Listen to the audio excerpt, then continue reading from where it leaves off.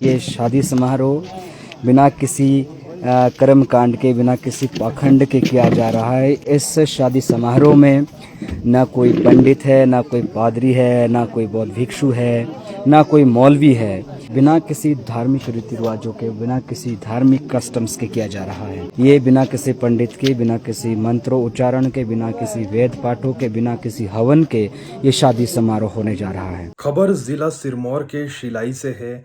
यहाँ एक ऐसी शादी हुई, अनोखी शादी इसे आप कह सकते हैं।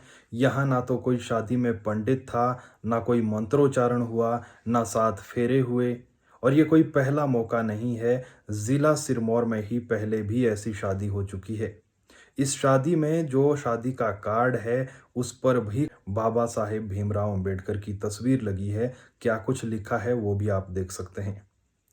खैर, शिलाई के नैनीधार के कलोक गांव में 2 सगे भाइयों की शादी हुई और इस शादी के दौरान जो इनके एक मित्र है उन्होंने पूरी जानकारी दी कि क्यों ये शादी इस तरीके से हुई।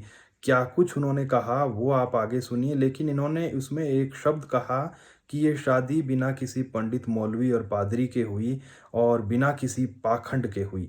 इससे कहीं न कहीं हमें ऐतराज़ है, क्योंकि भले ही आप नहीं मानते होंगे इन रीति रिवाजों को या धार्मिक अनुष्ठानों को, या धार्मिक तरीके से आप नहीं करना चाहते हैं, लेकिन पाखंड शब्द अगर आपने यूज किया है तो इससे कहीं ना कहीं जो लोग मानते हैं उनकी धार्मिक भावनाओं को ठेस पहुंच सकती है। इसलिए हमें लगता है कि ये शब्द इन्होंने गलत इस्तेमाल किया है।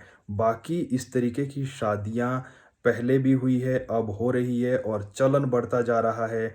आप ऐसे शादी कीजिए या पंडितों को बुलाकर कीजिए, उससे किसी को कोई दिक्कत नहीं है। लेकिन अगर कोई पंडित को बुलाकर मंत्रोच्चारण के साथ 7 फेरे ले रहा है तो उसे गलत कहना भी ठीक नहीं है। आप सुनिए, ये जो शख्स हैं इनके मित्र हैं, इन्होंने क्या कुछ कहा, पूरी जानकारी दे रहे हैं। आप बाकी तमाम तस्वीरें, आप पूरी खबर आगे आप इन्हीं की जुबानी सुनिए।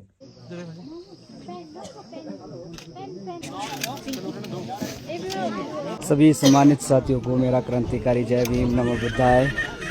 उम्मीद करता हूँ कि आप सभी साथी स्वस्थ होंगे। आपके स्वस्थ की मंगल कामना करता हूँ। और आज हम अपने खास दोस्त सुनील कुमार जी की शादी में पहुँचे हैं। और सुनील कुमार बौद्ध जी, जो कि महात्मा बुद्ध जी और कबीरदास जी के बहुत बड़े फॉलोअर्स भी है, समर्थक भी है। और आज उनकी शादी समारोह है। और इस शादी समारोह में आपको आज कुछ विशेष हटकर देखने को मिलेगा कि ये शादी समारोह बिना किसी कर्म कांड के, बिना किसी पाखंड के किया जा रहा है। इस शादी समारोह में ना कोई पंडित है, ना कोई पादरी है, ना कोई बौद्ध भिक्षु है, ना कोई मौलवी है। ये शादी समारोह जो है बिना किसी धार्मिक रीति रिवाजों के, बिना किसी धार्मिक कस्टम्स के किया जा रहा है। कॉन्स्टिट्यूशन को बेस मान करके, संविधान को आधार मान करके, जो संविधान हमें आज़ादी देता है, जिस संविधान की बदौलत आज हम स्वतंत्रता का जीवन यापन कर पा रहे हैं, उसी संविधान को साक्षी मान करके ये शादी समारोह जो है हो रहा है। और इस शादी समारोह में किसी भी प्रकार के पंडित, मौलवी, पादरी जो है मौजूद नहीं है। ये बिना किसी पंडित के, बिना किसी मंत्रों उच्चारण के, बिना किसी वेद पाठों के, बिना किसी हवन के ये शादी समारोह होने जा रहा है।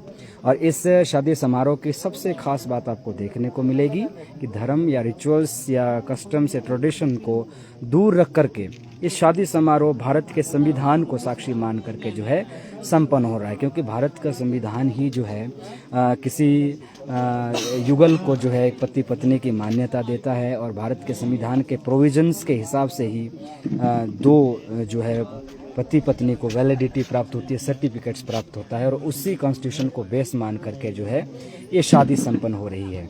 फिर से एक नई पहल सिरमौर में शुरू हुई है, क्योंकि जिस प्रकार से रिलीजन को बेस मान करके जो डिस्क्रिमिनेशन हो रहा है, शोषण हो रहा है, उसी चीज़ को जो है दूर करने के लिए एक स्टेप्स उठाया जा रहा है एजुकेटेड यूथ के द्वारा। और आप सभी साथी भी इस अनोखे पहल को आगे बढ़ाने में सहयोग करें। और आज आपको देखने को मिलेगा, मैं आप सभी साथियों को दिखाऊंगा कि किस प्रकार से ये संपन्न हो रहा है। और पहले भी सिरमौर में ये पहल शुरू हो चुकी है और 2-3 शादियाँ जो है आप लोगों ने सोशल मीडिया के माध्यम से पहले भी देखी होगी, बिना पंडित के संपन्न हुई है, जिसमें कि हमारे प्रवेश भारती जी का सबसे पहला जो है योगदान रहा है। और उन्हीं के आज खास दोस्त, उनके खास करीबी या उनके जो है संगी साथी सुनील कुमार बौद्ध ने भी आज ये पहल शुरू कर दी है। इसमें किसी भी प्रकार का रिलीजन का आधार नहीं माना गया, कॉन्स्टिट्यूशन को बेस मान करके ये जो है शादी रची जा रही है। तो आप भी देखें कि किस प्रकार से एक नई पहल युवाओं द्वारा शुरू की जा रही है अपने समाज को धार्मिक चंगुल से बचाने के लिए।